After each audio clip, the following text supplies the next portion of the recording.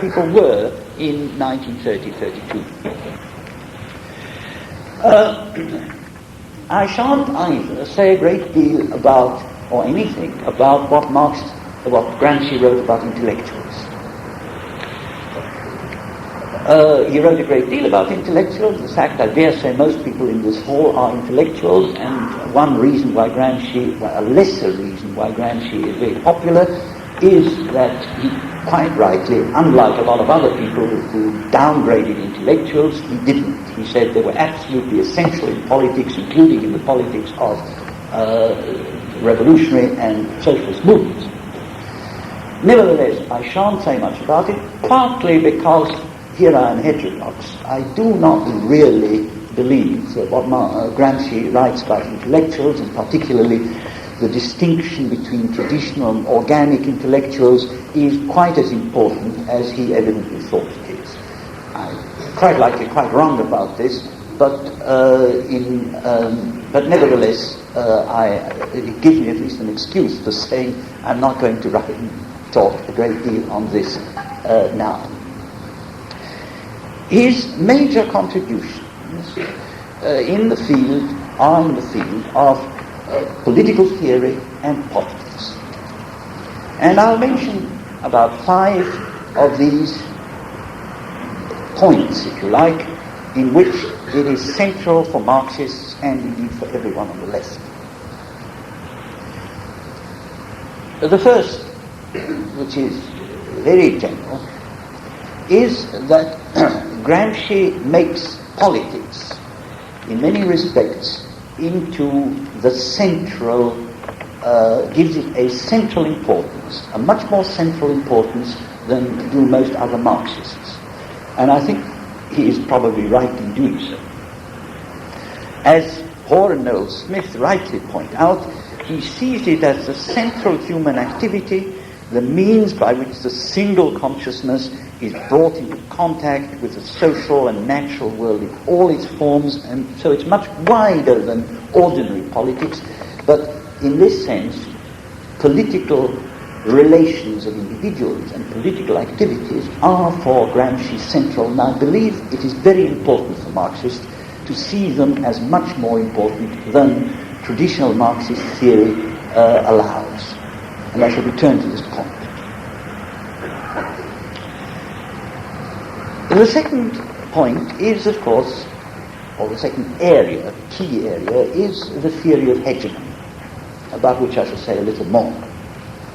As you know, he argues that the domination of the ruling class is not only based on economic power and state power, the state being defined as it was by, not only by Marx, but also by Max Weber, as essentially as a system of physical coercion. It's not only based on economic power and state power in this sense, but also on getting the system of the ruling class, i.e. capitalism, and the rulers themselves, accepted by the rulers as being in some sense normal or socially desirable and in everybody's interest. And this is ensured very largely through civil society, as he calls it, i.e. through a whole network of practices and institutions, often quite independent of the state, although sometimes connected with it, sometimes even dominated by it, churches, schools, press, media, associations, clubs, cultural institutions, or whatever. Ruling class domination is based on an intertwining of state and civil society, of rule and hegemony, of power and consent.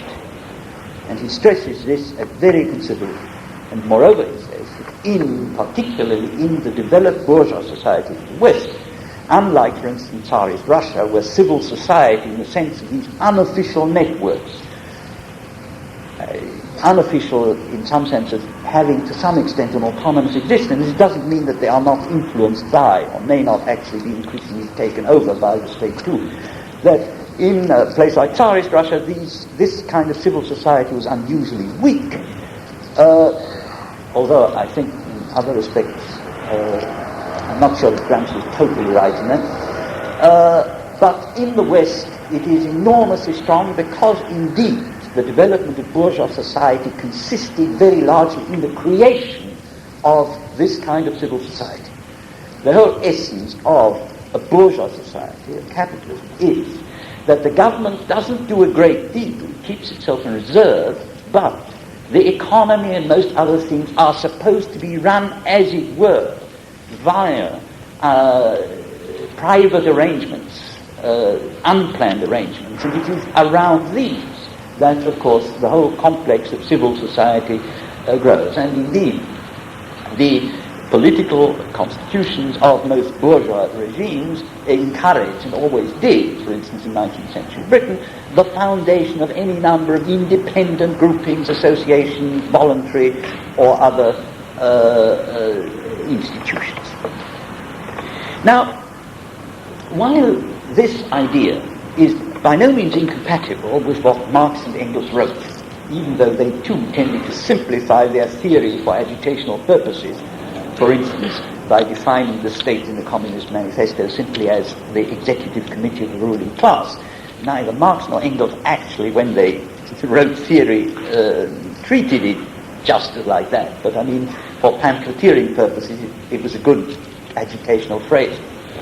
So, in spite of the fact that this isn't incompatible, as Marx and Engels wrote, the Gramscian approach did break with the main trend of the revolutionary tradition, both Marxist and anarchist, because these saw the issue as exclusively one of class power and a failure of workers to draw the revolutionary conclusions they saw simply as due either to backwardness or stupidity, or to being brainwashed or misled or corrupted, or, of course, to treason by leaders or by unduly favoured minorities, which in turn had been bought off or corrupted.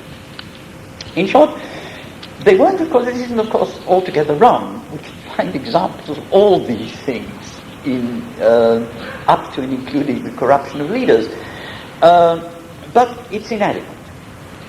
In short, this, so to speak, agitational tradition of the movement, which is very strong, which is still strong in some activist centres, saw somehow or other the exploited and the movement as not actually within civil society, as essentially outside of it, held down and fighting, as it were, from an independent outside point of view.